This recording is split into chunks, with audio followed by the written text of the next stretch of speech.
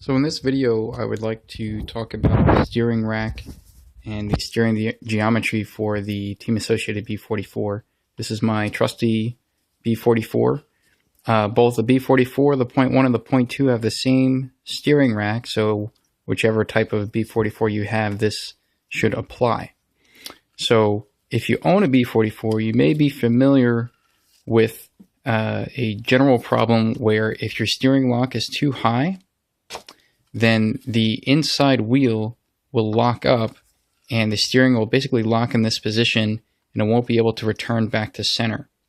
I've had this happen many times while I was racing and practicing, and I spent some time trying to figure out what was going wrong.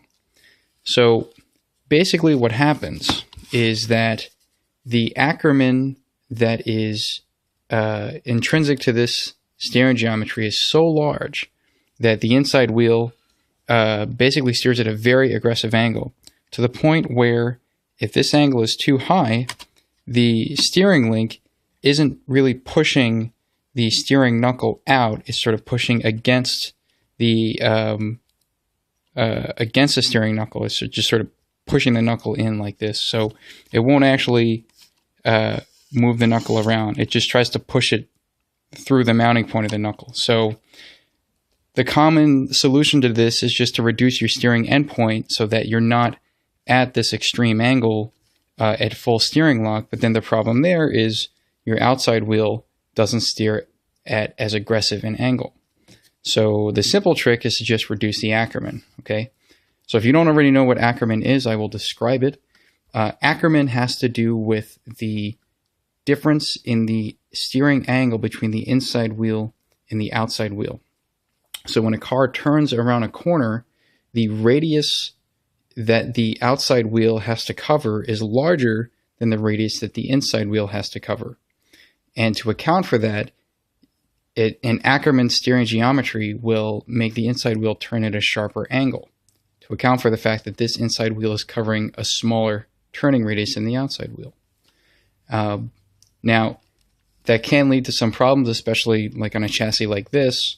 So by reducing the ackerman, which means taking this ball stud and moving it to the front mounting point, the stock setting is in the rear mounting point, you straighten up the angle between the ball stud here and the ball stud on the steering knuckle.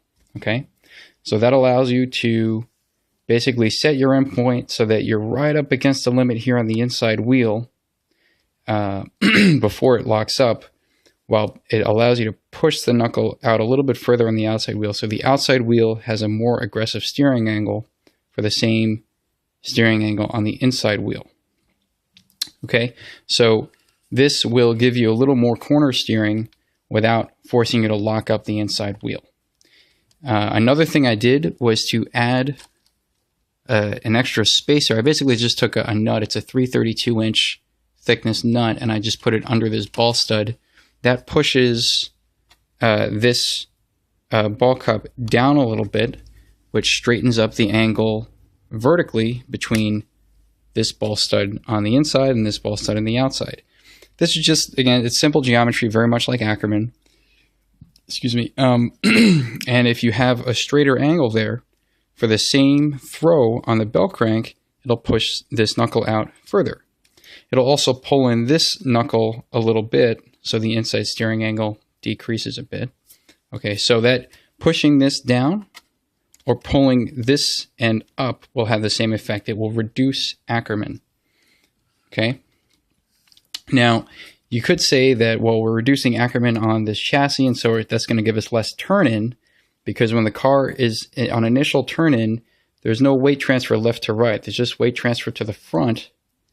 And so the angle of the inside wheel, if it's more aggressive, it'll give you a little more turn-in.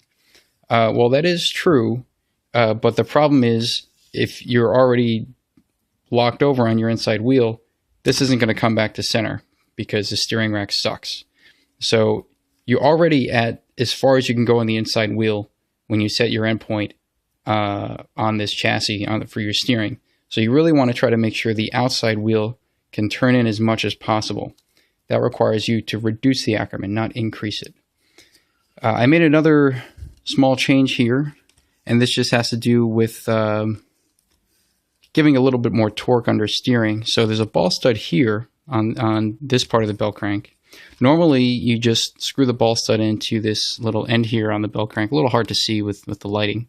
I just put a spacer under there to push that ball stud up so that the vertical angle here between the servo horn and this ball stud is more flat. Instead of being like this, it's like this. Okay? So that way the torque that the servo applies to this part of the steering is more linear.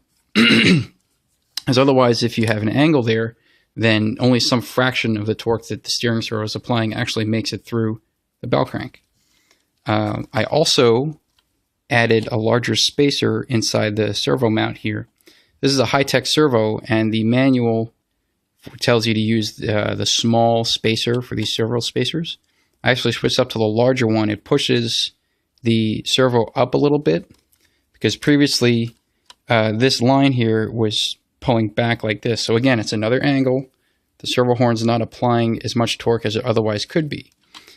If you go too far with this spacing, then basically I think this ball cup ends up bumping into the front of the servo housing. So you just gotta fiddle with it a little bit in terms of what kind of spacer you need for your particular type of servo.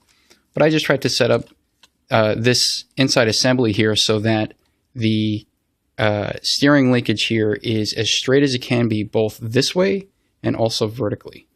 Okay, and likewise for the steering links left and right. If I look at it head on, it's not perfectly flat, but it's reasonably flat. Okay, so this did allow me to for the same steering angle on the inside wheel, I was able to get about 5 to 10% more endpoint on the outside wheel. So mid-corner steering should improve, because mid-corner the weight is transferring to the outside, so the angle of the outside wheel will really matter there. Okay, so I just wanted to go over this briefly just to give you an idea, if you've had any problems with your B44 steering rack, of the things you can do to address this. And that's it for now. If you have any questions or comments, please feel free to post them. Thanks for watching.